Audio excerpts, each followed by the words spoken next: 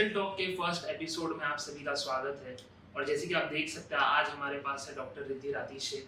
She is the one of the founder of Ortho Square. तो आज हम इन्हीं से कुछ जेनरिक बातें करेंगे डेंटल हेल्थ केयर के बारे में। Hi doctor Riddhi. Hi. So doctor, मेरा फर्स्ट क्वेश्चन ये कि what was the purpose behind Ortho Square dental clinic?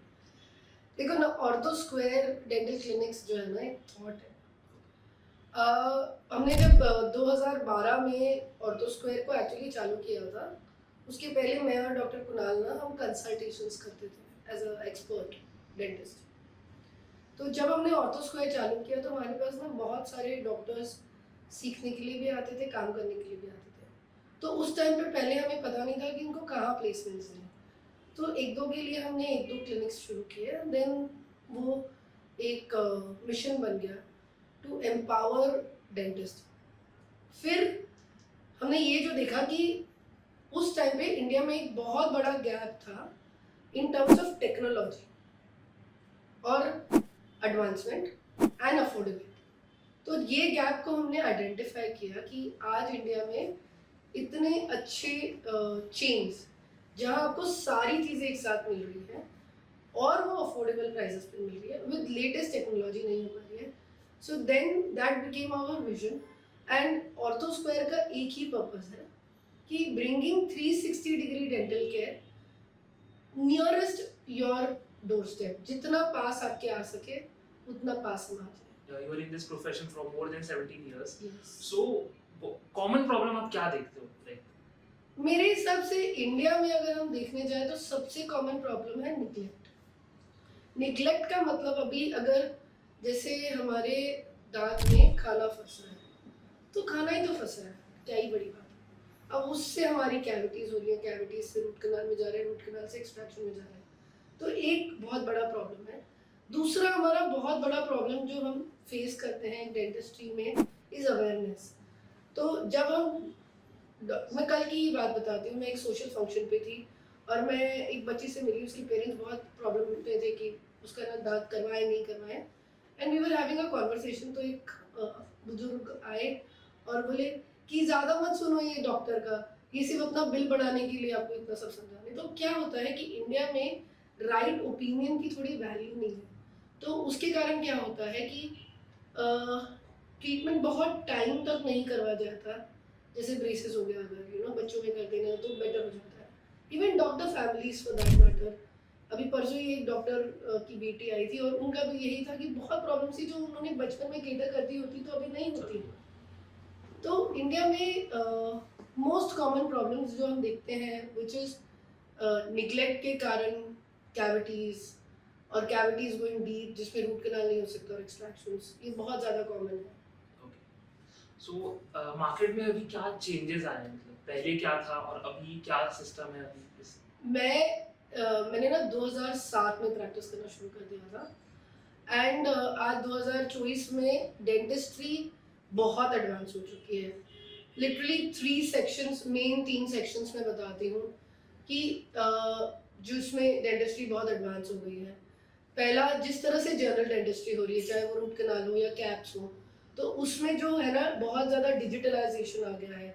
तो हर एक चीज़ एक बहुत प्रिसिशन में आ गई है। दूसरा, एक बहुत इंपॉर्टेंट एस्पेक्ट है, जैसे हम जो जिस तरह से दांत फिक्स करते थे, पहले हम लोगों को अगर दांत के बिना आते थे तो हम उनको सिर्फ डेंचर्स देते थे, अब उनको हम इम्प्लांट्स दे सकते हैं। तो वो पार्ट ऑफ डेंटिस्ट्री बहुत ज़्यादा इवॉल्व हो गया है। तीसरा, पहले क्या होता था कि ब्रेसेस सिर्फ बच्चों में करवाओ, फिर बड़े हो गए तो आप ब्रेसेस नहीं करवा सकते क्योंकि आप ऑफिस जाना चाहते हो, आप कहीं पे भी जाना चाहते हो, अच्छा दिखना है, बट वो मेटालिक स्माइल नहीं चाहिए आपको, है ना, ट्रेन ट्रैक ब्रेसेस जिसे हम बोलते हैं, तो आपको वो नहीं चाहिए। तो उसके कारण जैसे अलाइनर का जो एक बहुत ट्रेंड इंडिया में बहुत लेट आया है बट आ गया है। तो ये 3 एक बेसिक पार्ट में अगर आपको बोलूँ तो डेंटिस्ट्री बहुत ज़्यादा एडवांस हो चुकी है। सो अभी आप ब्रेसेस के बारे में बात कर रहे थे, तो किसे ब्रेसेस लगाने चाहिए और अभी अलाइनर्स भी आ गए, तो किसे अलाइनर्स लगाने चाहिए?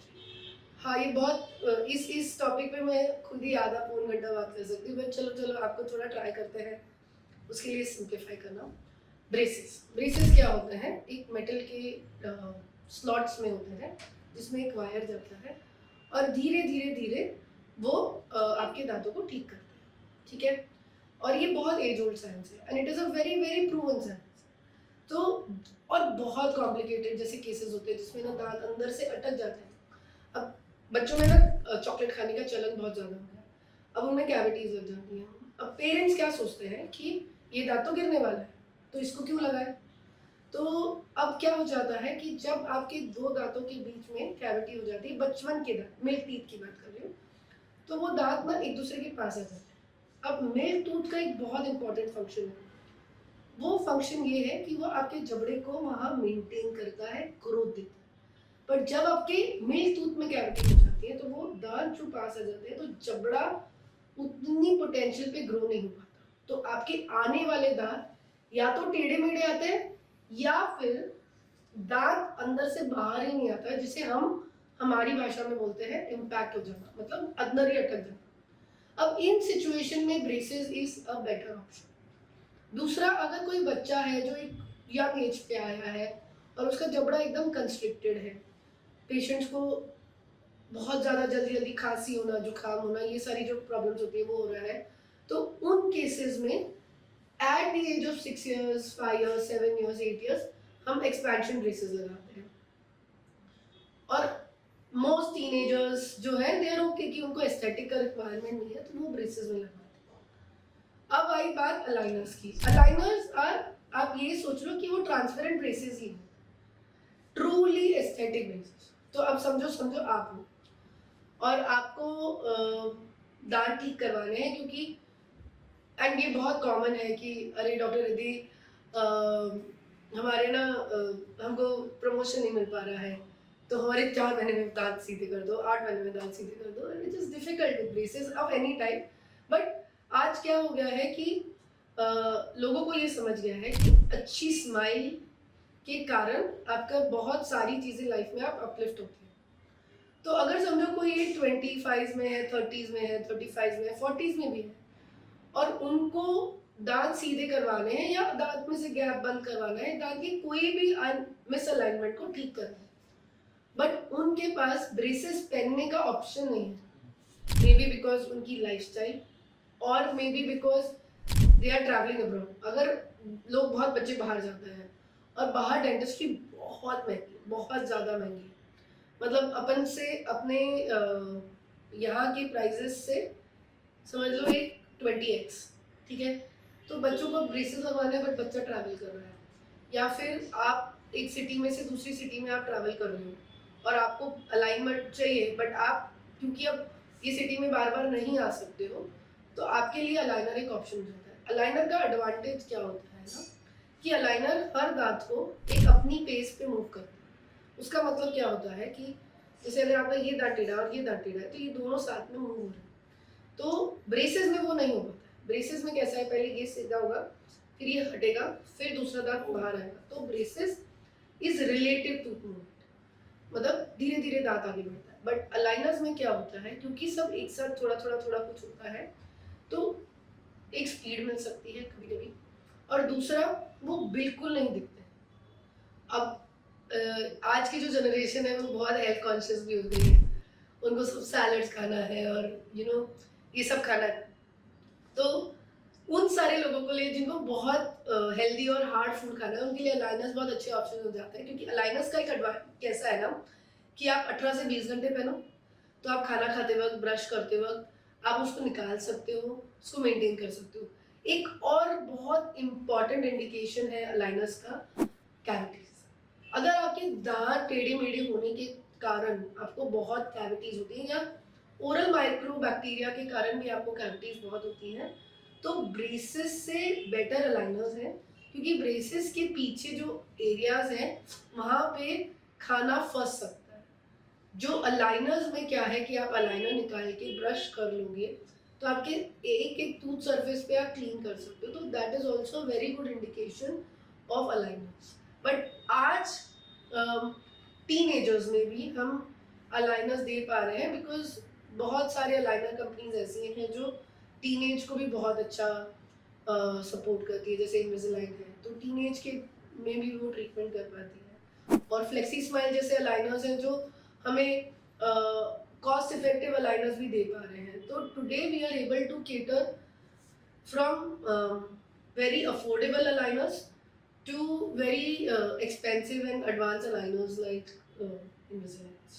एंड एक मिथ है या पता नहीं क्या है बट ऐसा बोलते हैं कि ब्रेसेस निकालने के बाद दांत वापस से बाहर आ सकते हैं, तो ये क्या है मतलब ये देखो, दांत जो है ना वो एक समझो एक इलास्टिक बैंड के साथ किसी चीज से अटैच्ड है, दैट इज बोथ।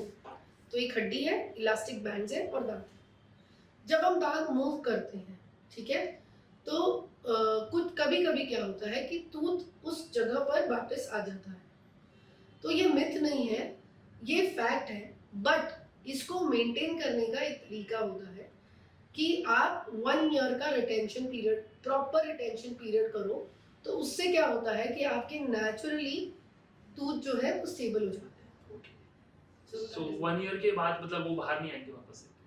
हाँ, अगर आपने रिटेंशन पीरियड अच्छा पहना एंड आपके जो न्यू फाइबर्स है नई पोजीशन पे मतलब एडजस्ट हो गए, तो देयर आर चांसेस कि आपके टूथ वापस उस पोजीशन पे नहीं आएंगे। इसके लिए ना अपने को 3 चीज़ें समझनी पड़ेगी। रिटेंशन में 3 बहुत इंपॉर्टेंट थॉट प्रोसेस होता है। एक होता है परमानेंट रिटेंशन, जैसे आपके मुंह में गैप्स वाले दांतों को परमानेंट रिटेंशन लगेगा लाइफ लॉन्ग, क्योंकि गैप्स वाले दांत हमेशा हल्का सा गैप ओपन हो जाता है। तो अगर समझो 10 mm का बंद हुआ है तो 1 mm खुल सकता है, तो इसलिए उनको परमानेंट रिटेंशन लगता है। और समझो अगर आपका दांत उल्टी बाइट में है, मतलब ये वाला दांत पीछे दांत के पीछे जा रहा है ऐसे, और वो यहाँ से यहाँ है, ये सेल्फ रिटेनिंग है। आप इसको कुछ भी नहीं करोगे, आप रिटेंशन भी नहीं दोगे तो भी वो वहीं रहेगा। तो रिटेंशन का जो टाइम है वो आपकी जिस तरह का पहले स्टार्टिंग में आपका माल ऑक्लूजन था, दांत टेढ़े मेढ़े थे या सीधे थे या जो भी था, उसके हिसाब से रिटेंशन प्रोटोकॉल डिसाइड। सो अभी ब्रेसेस एंड अलायंस में हमने बात कर लिया, तो अभी मैं इम्प्लांट्स के बारे में थोड़ा बात करना चाहूँगा। अभी इम्प्लांट्स में या जब भी इम्प्लांट्स हम करने जाते हैं तो क्या हेल्थ कंडीशन को देख के अभी बहुत सारे डॉक्टर्स नहीं बोलते थे, तो वो क्या सही प्रोटोकॉल है, तो उस पर आप जरा बताइए हमें। अच्छा, पहले एक चीज़ हमें इम्प्लांट्स के बारे में जो समझनी है कि हम इम्प्लांट्स कब डालें, ठीक है ना। हम इम्प्लांट्स डाल रहे हैं क्योंकि आपकी हड्डी कमज़ोर हो गई है या दांत, मेनली दांत निकल गया है और आपने फिक्स करना है, तो हम इम्प्लांट डालें।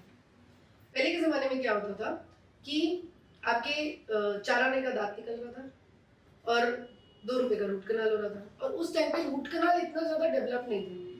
तो जब रूट कनाल इतना डेवलप नहीं था तो बहुत सारे दांत निकाले भी गए। तो उसके कारण क्या हुआ है कि एक बहुत बड़ी जनरेशन है, ओल्ड जनरेशन, बिटवीन से 55-60 टू 80-85, तो उनमें दांत नहीं है। और इस एज ग्रुप में आपको सारे हेल्थ इश्यूज भी मिलेंगे, चाहे फिर वो डायबिटीज़ हो या हार्ट कंडीशंस हो, बीपी हाई लो हो सकता है, पेशेंट्स को बाईपास हो सकता है, एंजियोग्राफी, एंजियोप्लास्टी, या फिर ये सारी बीमारियां हो सकती हैं। अब इम्प्लांट का जिस तरह से हम कर रहे हैं तो 99% of the patients have these conditions, and we been हमारे क्लिनिक्स पे हमने देखा है, और डॉक्टर्स जो है, जो इम्प्लांटोलॉजिस्ट भी हैं जिनसे हम कॉन्फ्रेंसेस में मिल रहे हैं, तो एक सर्टेन रेंज में हम इम्प्लांट्स डाल पाते हैं, even in diabetic patients, even heart patients, और एक प्रोटोकॉल के हिसाब से हम इम्प्लांट डाल सकते हैं। तो ये एक बहुत बड़ा मिथ है कि अगर मुझे हेल्थ कंडीशन है तो मेरे में इम्प्लांट नहीं हो सकता, ये बहुत बड़ा प्रॉब्लम है। Yes, it's a myth. किस केस में हो सकता है और किस केस में नहीं हो सकता है वो हम बता सकते हैं। जैसे अगर समझो आपकी डायबिटीज़ 7 और से नीचे है, आप आराम से इम्प्लांट करवाइए, 99.99% इट विल बी सक्सेसफुल। अगर आपका समझो आप इकोस्प्रिन ब्लड थिनर्स ले रहे हैं, तो एक टेस्ट होता है PTINR, वो करवा के आपके कार्डियोलॉजिस्ट की हाँ के हिसाब से हम इम्प्लांट्स आराम से डाल सकते हैं। कभी किसी केसेस में अगर बेबी इकोस्प्रिन चालू है तो even in baby Ecosprins in doctors consent, hospitalisation के साथ आप इम्प्लांट्स डाल सकते हैं। और जो बंद करने का प्रोटोकॉल है वो कार्डियोलॉजिस्ट बताते हैं। अगर आपका अनकंट्रोल्ड डायबिटीज है या अनकंट्रोल्ड थायराइड है, एकदम एक्सट्रीम हो गया है, तो ही आप एक रिजेक्शन क्राइटेरिया में आते हैं। नहीं तो इवन पोस्ट कैंसर्स, अगर आपके पेट स्कैन्स क्लीन है तो आप इम्प्लांट्स डलवा सकते हैं। सो फ्रैंकली स्पीकिंग कुछ कंडीशंस हैं जिसमें आप बिल्कुल नहीं कर सकते हैं, बट 99% केसेस में आप कर सकते हैं। सो थैंक यू ये बहुत बड़ा मिथ बस्ट करने के लिए। सो अब पहले जो वो ऐड आता था एक बहुत फनी सा, वो डेंचर वाला, ठंडी में वो डेंचर काटने लगते हैं, तो डेंचर आप प्रीफर करोगे अभी भी कि इम्प्लांट्स बेटर है? देखो क्या होता है ना, एक एक एक थोड़ा सा पहले ना बैक स्टोरी देती हूँ, फिर उसके हिसाब से आप समझिए और आपको समझ में आ जाएगा। जब आप चबाते हैं तो एक स्टिमुलस है, आपको खाना जब चबाते हैं आपको बहुत अच्छा लगता है, आप सोचते हैं कि अरे वाह यार बहुत ही अच्छा खाना खा रहे हैं। इस प्रोसेस को बोलते हैं कि रिसेप्शन, हमको एक प्रोप्रायो रिसेप्शन मिल रहा है आपकी ब्रेन को जब यहाँ फंक्शन हो रहा है। मतलब आपका दांत जब आप चबा रहे हो तो एक सिग्नल जा रहा है ब्रेन को, और ब्रेन से सिग्नल कि यार मजा आ रहा है, अब आपका दांत निकल गया है। अब जब वो जगह है वो खाली हो चुकी है और ये प्रोप्रायो रिसेप्शन बंद हो चुका है। अगर याद करो तो अपने एंसेस्टर्स मंकी थे, और मंकी की बहुत बड़ी टेल होती है। अपनी स्पाइन में जो लास्ट बोन है, छोटा सा बोन, वो है टेल बोन, पर अपनी टेल नहीं है, तो वो बोन एकदम छोटा हो गया। ये प्रोसेस को हम बोलते हैं रूडिमेंट्री होना। तो जब आपका दांत निकल जाता है तो ब्रेन थिंक्स कि ये जो जगह है वो रूडिमेंट्री है ना। अब इसी को आप मल्टीफोल्ड में डिवाइड कर लो और आप ये सोच लो आपके सारे दांत निकल गए हैं, और आप जो डेंचर जो चौकटा बोल रहे हो वो लोग पहन रहे हैं, जो निकल टिक टिक टिक जो निकाल के रख सकते हैं। अब उसके नीचे क्या हो रहा है कि ये स्टिमुलस नहीं जा रही है, तो डेंचर के नीचे हड्डी कमजोर होते होते होते जाती है। एक पॉइंट ऐसा भी आ जाता है कि यहाँ पर एक नस है और जहाँ से आपकी मेन नस बाहर निकलती है, इसको हम बोलते हैं मेंटल फोरामिना। हड्डियाँ इतनी पतली हो जाती है कि ये मेंटल फोरामिना एक्सपोज हो जाता है, और जब वो डेंचर पहनते हैं तो उनको इतना एक्सट्रीम दर्द होता है। तो अगर आप डेंचर वेयर हो तो मेरा सजेशन यही है कि you should go for implant ASAP, क्योंकि इम्प्लांट वापस से वो स्टिमुलस क्रिएट करवा देता है जिसके कारण आपका बोन लॉस होना रिड्यूस हो जाता है। प्लस बिकॉज वो फिक्स्ड है, आपकी चूइंग बहुत अच्छी रहती है। चूइंग में क्या होता है, मुंह में बहुत सारे बैक्टीरियाज और एंजाइम्स होते हैं, जैसे कि salivary amylase, salivary protease, salivary lipase. Amylase क्या करता है, आपके कॉम्प्लेक्स कार्बोहाइड्रेट को मुंह में ब्रेक डाउन करता है। प्रोटेज क्या करता है, प्रोटीन को ब्रेक करता है। लिपेज क्या करता है, फैट्स को ब्रेक डाउन। तो आपका जो डाइजेशन का प्रोसेस है वो मुंह में ही शुरू होता है। बट क्या होता है, लोग ना लूज डेंचर्स पहनते हैं। अब लूज डेंचर्स का दो बहुत बड़ा प्रॉब्लम है। एक, आप चूइंग ढंग से नहीं कर पाते हैं तो आपको गैस होना, एसिडिटी होना, पेट भारी भारी लगना, फ्लैचुलेंस जिसे बोलते हैं, और डकार बहुत आती है। तो ये सब कारण है क्योंकि आप मुंह में ढंग से खाना नहीं चबा रहे। वो सारा जो आपका थूक में जो अच्छी चीज़ें हैं वो खाने में बोलस में मिल नहीं पा रही, और वो पेट में नहीं जा पा रही, और वो डाइजेशन स्टार्ट नहीं हो पा रहा है। तो आपका एकदम हेवी फूड स्टमक पे जा रहा है जो बहुत ज़्यादा उस पर एक्ट कर रहा है, और ये सारी चीज़ें। दूसरा, loose dentures can cause repetitive ulcers. मेरे पास पेशेंट्स हैं जिनकी रिपीटेटिव अल्सर्स के कारण लोकलाइज कैंसर्स हुए हैं। तो ये एक बहुत बड़ा प्रॉब्लम है और हमें इस प्रॉब्लम को डील करना चाहिए। तो अगर आप मुझे प्रेफरेंस बोलोगे तो माय प्रेफरेंस इज इम्प्लांट, चाहे अगर सिंगल टूथ हो या मल्टीपल टूथ हो, कि आप पहले फिक्स करवाएं। नॉट फॉर कि हाँ ये एक्सपेंसिव है, अच्छा है, नया है, नहीं, आपके लिए ये बहुत अच्छा है। अगर आपकी बॉडी इम्प्लांट एक्सेप्ट नहीं कर पाती है, क्यों, बिकॉज ऑफ मेनी रीजंस, तब आप अपना डेंचर करवाएं। सो लोग चॉकलेट खाने से मना करते हैं कि चॉकलेट खाने से कैविटी होता है not. So I have a nephew जो 4 साल का है, एंड उसने अभी तक चॉकलेट नहीं खाया, बट उसके जो टीथ है उसमें बहुत सारे ब्राउन स्टेन्स हैं, तो और कैविटी जैसा लग रहा है। सो ये क्या है, मतलब व्हाट इज दिस? अच्छा, क्या होता है ना, 4 साल के बच्चों को चॉकलेट, हाँ चॉकलेट बेचारी ना एकदम बैंग ऑन है, चॉकलेट मत खाओ कैविटी हो जाएगी, तो ऐसा नहीं है। बच्चों में, जैसे आपका बच्चा, मतलब ये ना आपका नेफ्यू 4 साल का, अब 4 साल के बच्चों का एक बहुत बड़ा इशू क्या होता है ना, पेरेंट्स दूध पिला के उनको सुला देते हैं, ठीक है, चाहे बॉटल के कारण हो या बॉटल से ही मेन होता है। तो वो जो दूध है वो बच्चों के दांतों पे पूरी रात रहता है, और इसे हम बोलते हैं नर्सिंग बॉटल केरियर्स। वो एक दांत में हो सकता है या बच्चों के मल्टीपल दांत में हो सकता है। अब ब्राउन या येलो या कैविटी ब्लैक अगर आपके बच्चों के मुंह में है तो आपको क्या लगता है कि नहीं नहीं ये तो क्या है, ये तो दांत गिर जाएंगे। पर जैसे मैंने पहले बताया कि बच्चों के दांत बच्चों के मुंह की ग्रोथ के लिए, मिल्क के टीथ, बच्चों के मिल्क के टीथ बच्चों की पूरी overall growth of the jaw के लिए बहुत इंपॉर्टेंट है। दूसरा चीज जो पेरेंट्स नहीं समझ पाते हैं कि अगर बच्चे के मुंह में कैविटी लगती है तो कभी कभी जब वो खाना फंसता है ना तो बच्चों को बहुत दर्द होता है, बच्चे बता नहीं पाते। तो बच्चे क्या करते हैं, या तो खाना मुंह में बहुत देर तक होल्ड करते हैं या खाते ही नहीं।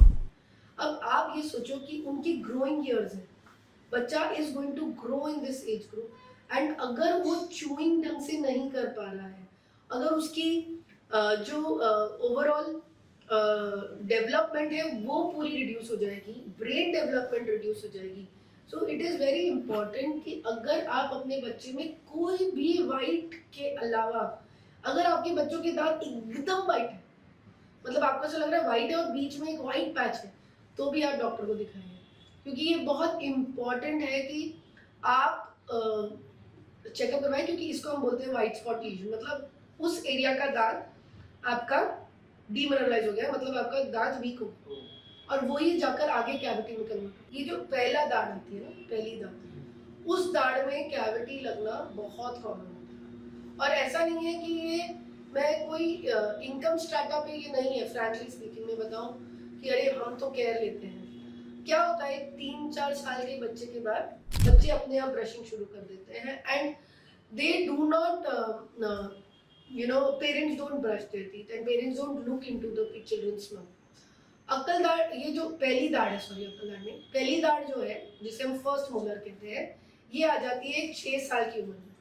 अब इसका प्रॉब्लम क्या है कि जब ये आ रही होती है तब बच्चे एकदम यंग होते हैं, उनको पीछे तक ब्रश करना नहीं आता और खाना वहाँ जमने लग जाता है और वो कैविटीज हो जाती है। तो मेरा सजेशन पेरेंट्स को है कि जब तक आपका चाइल्ड एकदम पीछे के दांतों तक ब्रश नहीं कर सकता, वंस इन अ डे या वंस इन 2 डेज आप बच्चे के दांतों को ब्रश करिए, स्पेशली पीछे के मोलर्स जो नए आ रहे हैं। नॉर्मली बच्चों के दांतों में क्या होता है कि ये दांत गिरते हैं और फिर नए दांत आते हैं, पर पहला मोलर जो है वो दांतों के पीछे आता है, मतलब उसमें कोई मिल्क टूथ गिरता नहीं है, इसलिए पेरेंट्स को पता भी नहीं पड़ता है कि ये दांत आ रहा है। और ये एक बहुत इंपॉर्टेंट चीज़ है। दूसरा एक फ्लूराइड ट्रीटमेंट जो मैंने पहले बताया, वापस से रिपीट कर देती हूँ कि एक यंग एज पे ही आप फ्लूराइड ट्रीटमेंट करवा लो। हाँ, तो फ्लूराइड क्या करता है ना, ऊपर के कैल्शियम को निकाल के फ्लूराइड जम जाता है और इसको हम बोलते हैं फ्लूरापेटाइट। वो बहुत हार्ड होता है, उसमें कैविटी रेजिस्टेंस हो जाती है। एंड तीसरी एक बहुत इंपॉर्टेंट चीज़ यहाँ पे जो मैं तुम्हें बताना चाहूँगी कि जैसे चॉकलेट को कल्प्रिट बना दिया है, चॉकलेट से खराब है बिस्किट्स, वेफर्स, ये चीज़ें आप अपने बच्चों को बिल्कुल ना दें। मेरा तो सजेशन है, क्योंकि एक तो ऑफकोर्स इसमें बहुत सारे हार्मफुल चीज़ें हैं, बट उसके अलावा अगर आप देखोगे कभी बच्चों को खिलाया हुआ बिस्किट, अगर आप बच्चों के मुंह में देखोगे वो 7-8 8-8 घंटे तक रहते हैं और वो ज़्यादा कैविटीज क्रिएट करते हैं। तो any food that sticks to the teeth should be avoided completely. This is my suggestion. So like sticky food खाने का कोई सही तरीका है? या 100%। मतलब सी मैं चॉकलेट्स किसके लिए बनी है, बच्चों के लिए बनी है। ऑफ कोर्स हम खा लेते हैं, बट चॉकलेट बनी तो बच्चों के लिए। तो मेरा सजेशन ये है कि चॉकलेट को ना मत बोले, बच्चे हैं खाने दीजिए। आफ्टर जस्ट बिफोर आप मील खा रहे हैं ना, तो उस टाइम पे उनको चॉकलेट दीजिए। तो चॉकलेट खा लो, फिर उनका मील खा लेंगे, तो उससे क्या होता है, जो रोटी है या जो भी आप खा रहे हो उसके कारण एक क्लीनिंग एक्शन हो जाता है। There are 2 food stuff that are very very good for children's teeth, and one is apple. Apple एक बहुत ही प्यारा क्लीनिंग एजेंट भी है। वो क्या करता है, जब आप एप्पल खा रहे हो तो वो एक्चुअली टीथ पे एक लेयर भी बनाता है और एक क्लीनिंग भी कर देता है। So you can club your biscuits और something with that. See suppose ये नहीं कर पा रहे हो, तो मेरा सजेशन तो यही है कि विदाउट टूथपेस्ट ब्रश से ब्रशिंग करवाओ after giving any sticky food like wafers, biscuits और cookies and all of that. And जो अडल्ट है उनके लिए सेम। बट अडल्ट्स का कैसा है ना कि अडल्ट्स मुझे ऐसा लगता है कि एक चाइल्डहुड फियर जो है ना, कि कभी वो डेंटिस्ट के पास गए होंगे और उनका वो उस टाइप का एक ट्रॉमा रहा होगा और वो डेंटिस्ट को हेट करते हैं, हम तो रोज सुनते हैं कि वी हेट डेंटिस्ट, मतलब आप ऐसा है कि शुभम मैं तुमसे मिल रही हूँ, मैं बोल रही हूँ आई हेट शुभम, तो हमको रोज सुनते हैं, हमको तो आदत पड़ गई है। बट यस, तो it goes same for the adult. Actually Covid के टाइम पे तो बहुत ज़्यादा हो गया था, क्योंकि क्या हो रहा था कि लोग सिर्फ ना सो रहे थे, खा रहे थे, सो रहे खा रहे, और लेट नाइट्स। आज अगर आप सर्वेस पढ़ोगे तो लोग लेट नाइट में ना कभी भी उठ के मंचिंग कर लेते हैं, नाइट क्रेविंग्स या तो मंचिंग कर लेते हैं, जैसे ना कोक पी लेते हैं रात को। Coke is very bad for teeth, Coke is an acid, Coke of any type, any sodas, तो आप एक्चुअली अपने टूथ को डिसॉल्व ही कर रहे हैं। एक इंटरेस्टिंग फैक्ट बताते शुभम तुम्हें मैं ना, दांत is the hardest substance in the body, मतलब आपकी हड्डी से भी हार्ड है दांत, इनामल स्पेशली। अब वर्ल्ड का हार्डेस्ट सब्सटेंस पता है तुम्हें?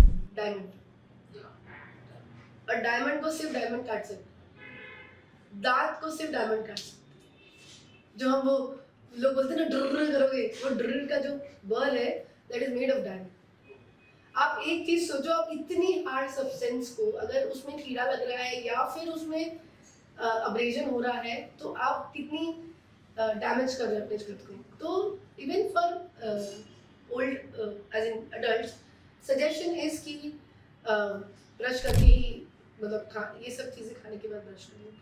एंड शुगर, जो शुगरी फूड्स होते हैं उसके लिए आपका क्या suggestion? Out, please don't ask. Sugar बहुत बड़ा कल्प्रिट है इन अ लॉट ऑफ डिजीजेस, मतलब आपकी पूरी बॉडी को डिस्टर्ब करता है शुगर का।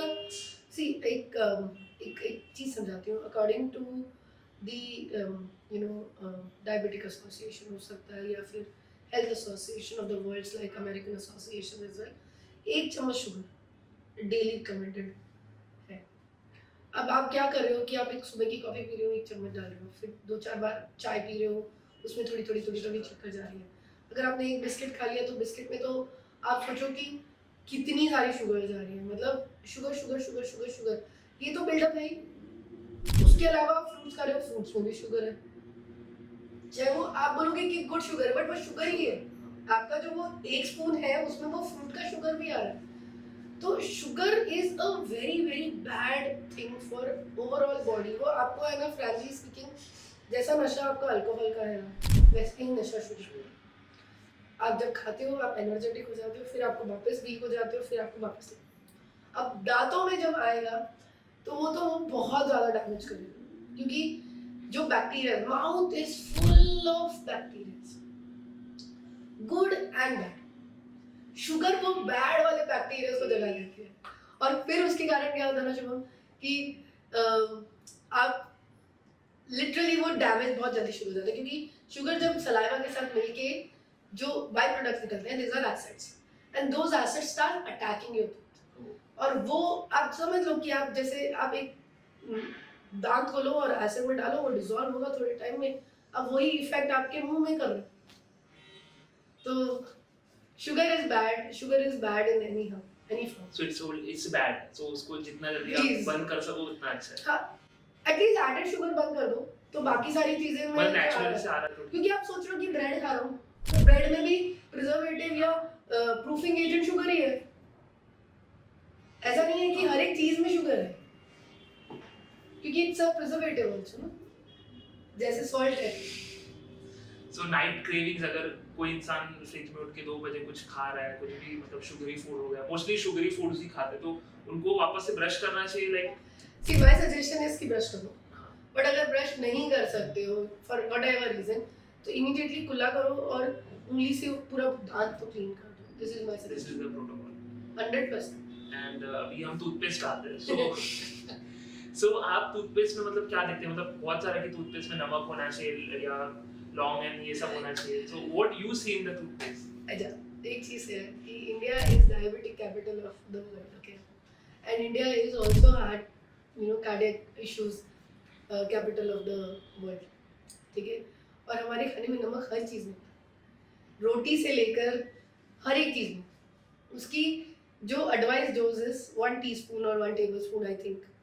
तो आप जब टूथपेस्ट में नमक डाल रहे हो, sea salt has been a anti inflammatory agent for the mouth for longest time. तो हम जैसे दांत निकालने के 2 दिन बाद वार्म वाटर सॉल्ट गार्गल्स बोलते हैं, बट उसका मतलब ये नहीं है कि आप रोज सॉल्ट से ब्रश करो, ठीक है। So anything that is added into the toothpaste like salts and all, it is not advisable because it is also adding to a lot of your other health issues.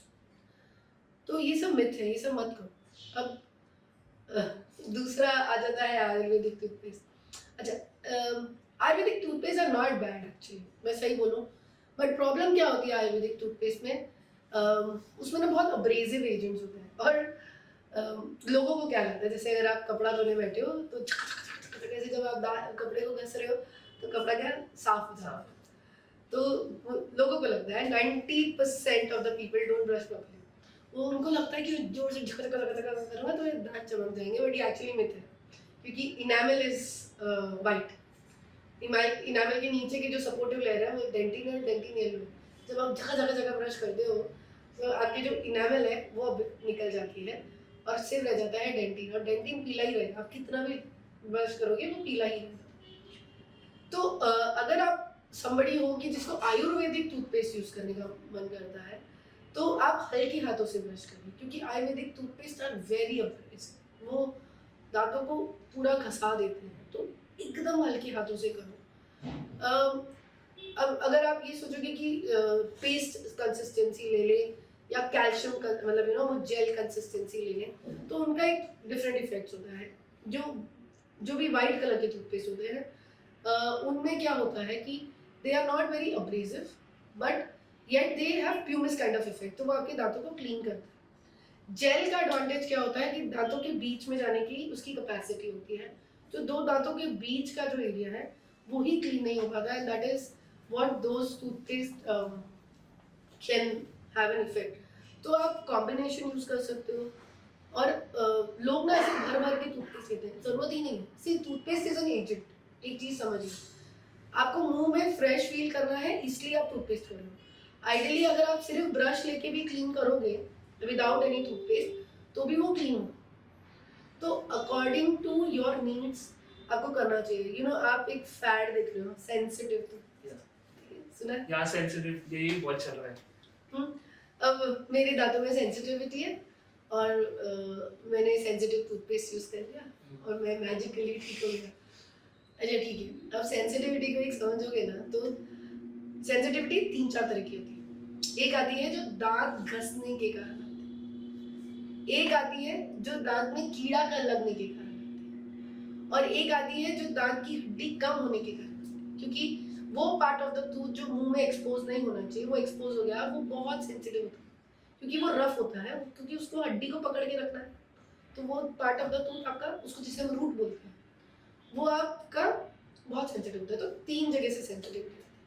अब अगर आपको cavity के कारण sensitivity है, ठंडा पानी गर्म पानी पीने पे, ठीक है, या मीठा खाने पे, अगर आपने मीठा खाया और आपको झंझनाहट होगी, तो ये वाली जो सेंसिटिविटीज हैं ये डेंटिस्ट ही ठीक कर सकते हैं। कैविटी को भरना ही पड़ेगा, नहीं तो वो आपके सेंसिटिव टूथपेस्ट से नहीं जाने वाला। अब अगर आपके दांत घसने के कारण सेंसिटिविटी है तो आपको आइडेंटिफाई करना पड़ेगा कि मेरे को घस क्यों रहा है, क्योंकि घसते हुए दांतों का आपके ये जॉइंट्स पे इतना इफेक्ट होता है, हेडेक्स, नेक एक्स, लोगों को पता ही नहीं है कि उनकी बाइट के कारण है। तो अगर आपका दांत इतना कट गया है कि पूरा एक्सपोज हो गया है तो उसमें शायद रूट कनाल या कैप लगेगी, तो आपके सेंसिटिव टूथपेस्ट से वो इतना ठीक नहीं हो पाएगा। अगर आपका बोन लॉस हुआ है और आपको सेंसिटिविटी है तो वो चांसेस हैं कि हल्का सा वो इम्प्रूव हो जाए, क्योंकि जो भी सेंसिटिव टूथपेस्ट है स्पेशली जिसमें एवोमाइन करके प्रोडक्ट है, वो क्या करता है कि ऊपर का जो डेंटिन है ना उसको थोड़ा स्मूदन आउट कर देता है, तो उससे ना आपको एकदम एक्सट्रीम सेंसिटिविटी फील नहीं होती। तो ये क्या होता है ना कि मिस इन्फॉर्मेशन बहुत है कि टूथपेस्ट हमारी सारी प्रॉब्लम ठीक कर देगा, नहीं, क्विक फिक्स नहीं कर पाएगा। सो बट हाँ, clove is an excellent agent. It actually helps in reducing gum diseases. तो वो अगर आपको कभी इमरजेंसी है और आप कभी डेंटिस्ट के पास इमीडिएटली नहीं पहुंच सकते हैं तो क्लव का तेल लगा लीजिए, for that moment and then immediately show to the dentist. So what toothpaste you recommend, like जो आप यूज करती हैं, आपको ऑडियंसेस को आप चाहती है रिकमेंड कर सकते हैं? देखो मेरा अगर बच्चे हैं तो they can use Colgate total, वो बहुत ही इफेक्टिव टूथपेस्ट है in terms of whatever it has, but as such मेरा हिसाब से toothpaste is a very personal need, या राइट?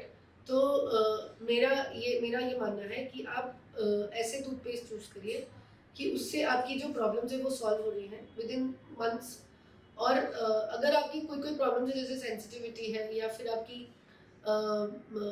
मसूड़े में से ब्लीडिंग है, आप वो ब्लीडिंग वाला टूथपेस्ट लेंगे, ब्लीडिंग बंद नहीं होगी। अगर आपका खाना जमा हुआ है और आपको उसको ठीक करना है तो वो करना ही पड़ेगा। तो मेक श्योर करिए कि अगर toothpaste is not your solution to everything but brushing is, आप ढंग से ब्रश करिए तो 99% कोई भी टूथपेस्ट ले लीजिए, जस्ट एन एजेंट। एंड बहुत सारे लोग जो है वो उंगली से हाँ, टूथब्रश करते हैं और पाउडर इस्तेमाल करते हैं, तो what is your take on that? अरे बिल्कुल मत करिए, स्टॉप स्टॉप स्टॉप। अब मैं बता दी रीजन। आपकी उंगली जब वो एक तो पाउडर वाले जो पेस्ट, मतलब पाउडर वाले टूथपेस्ट बोल सकते हैं, पाउडर वाले जो पेस्ट होते हैं वो अब्रेसिव, बहुत अब्रेसिव होते हैं, एंड 99% वो है ना प्यूमिस जैसा जो मटेरियल है उससे बने होते हैं। तो जब आप उसको घस रहे होते हैं ना दांतों पे, वो धीरे धीरे धीरे धीरे ओवर पीरियड ऑफ टाइम दांतों को फुल्ली अपग्रेड कर देता है। और ये मेरे पास ना लाइव एग्जांपल्स है, मेरी फैमिली में है, मेरी जैसे बड़ी मम्मी है, उनके भी मंजन बहुत देर तक मंजन घस रही, मंजन मेरे को दांत एकदम सफा चाहिए, मेरे को बिल्कुल साफ, और उसके कारण क्या हुआ, उनकी सारी दांत पतले हो गए और झंझनाहट शुरू हो गई, फिर कैप्स करनी पड़ी। तो आप बहुत देर तक बैठ के अगर कर रहे हैं तो इट्स नॉट गुड, बिल्कुल बात कर दीजिए, stop. So thank you on that. And मतलब एक ये भी क्वेश्चन है मेरा कि बहुत लोग बोलते हैं कि वो 2 टाइम ब्रश कर रहे हैं बट फिर भी उनके मुंह से बहुत गंदी स्मेल आती है, सो ये इससे क्या बोलेगा? वही तो, जैसे अगर गम डिजीज है आपकी, ठीक है, खाना फंस रहा है या कैविटीज है और खाना फंस रहा है, देखो आप सोचो कि आप कोई खाना रखो 2-4 दिन, क्या होगा उसमें? बस आएगी। आपके अगर कैविटी और खाना फंस गया है और वो क्लीन नहीं हो पा रहा है तो उसमें से बास आएगी। मसूड़े हैं, अगर मसूड़ों में खाना जमा हुआ है और ब्लीडिंग हो रही है, मसूड़े सूजन में है, उसमें से बास आएगी। तो अगर बास आ रही है आपके ब्रश करने के बाद भी, तो बहुत इंपॉर्टेंट है कि आप एक बार डेंटिस्ट को दिखाएं। दूसरा एक और बहुत कॉमन रीज़न है जो बहुत लोगों को नहीं पता है कि है ना, जैसे ना आपका जो ये गला का एरिया है ना, वहाँ पे एक छोटे छोटे खाने के पीसेस जम जाते हैं और उसको हम कैलकुलस बोलते हैं, थ्रोट कैलकुलस। उसको आप जब आप ब्रश कर रहे हो ना तो गले को गरारा गार्गल हमेशा करो। उससे क्या होगा कि वहाँ के एरिया में से जो भी अगर फूड पार्टिकल्स अगर आपके थ्रोट पे अटके हैं तो उससे स्मेल नहीं आएगी। अच्छा, थर्ड बहुत इंपॉर्टेंट रीजन है स्टमक से स्मेल। ब्रश मुंह बहुत अच्छा है बट फिर भी बास आ रही है तो आपका डाइजेस्टिव सिस्टम ठीक नहीं है। यू विल हैव टू थोड़ा सा improve on the acid and everything. 90% people are brushing their teeth in a wrong way. मैं भी ऐसे ही करता था। So अभी कुछ ऐसे मिथ है जो आपको लगता है कि बर्स्ट होने चाहिए आपके हिसाब से? जैसे बहुत ज्यादा तेज ब्रशिंग करना, ये तो बहुत ही बड़ा मिथ है। सिर्फ दांतों को साफ करना, आगे के दांतों को साफ करना, ये बहुत बड़ा मिथ है। देखो ब्रशिंग के टाइम पे बहुत ज्यादा क्या हो जाता है ना कि आप तब आगे की जो सर्फेसेस है उनको बहुत अच्छे से क्लीन करते हो, बट अंदर के जो दांत है, दांत को आप एक 4 तरफ दीवार समझो, जैसे ये पूरा सर्कल है, इसे पूरे 4 दीवारी समझो। तो आपको आगे की दीवार को भी सफा करना है, पीछे की दीवार को भी सफा करना है और बीच की दीवार को भी सफा करना है। सो आपके दांतों के चारों तरफ आपको सफा करना है। तो आप ऊपर से ढंग से तो कर ही रहे हो क्योंकि आपको वो दिख रही है। करो पीछे की तरफ, ऊपर की तरफ, जो ऊपर का सरफेस है उसको करो, अंदर का जो सरफेस है उसको करो, और स्पेशली नीचे का जो यहाँ का एरिया है उसको ऐसे करो, क्योंकि नीचे के थूक में बहुत ज़्यादा अमाउंट में कैल्शियम होता है। तो जब आपका खाना यहाँ अटकता है तो वो हार्ड बहुत जल्दी हो जाता है। और अगर आपके मसूड़ों में से ब्लीडिंग आ रही है, it is very very important कि आप इमीडिएटली जाकर दिखाओ। तो ब्रशिंग का एक तरीका है, उसको प्लीज़ फॉलो करो। लोग बोलते रहते हैं कि फ्लॉस करो, बट ना बहुत लोगों को फ्लॉस करना नहीं आता है। तो एक वाटर फ्लॉसर है, आप वो यूज़ कर लो। और अगर आपके मुंह में एक भी कैप, चाहे आप एक भी कैप, एक सिंगल कैप, तो water flosser around that area as well as your mouth is very important. तो एटलीस्ट कुछ तरीके से 2 दांतों के बीच का एरिया साफ होगा तो आपको कैविटीज नहीं लगेंगे। So thank you doctor Riddhi Rathi हमारे ऑडियंस को इतना वैल्यूएबल टाइम देने के लिए। Thank you. एंड गाइस अगर आप लोगों को कोई क्वेरीज है, क्वेश्चंस है और आप लोगों को उसके ऊपर आंसर चाहिए तो हम लोग नेक्स्ट टाइम उस पर कवर करेंगे, उस पर एक वीडियो जरूर बनाएंगे। एंड गाइस आज के लिए इतना ही। And guys please like, share and subscribe. And कुछ भी क्वेरीज हुई please comment down below. Dental talk का एपिसोड यहीं पे समाप्त।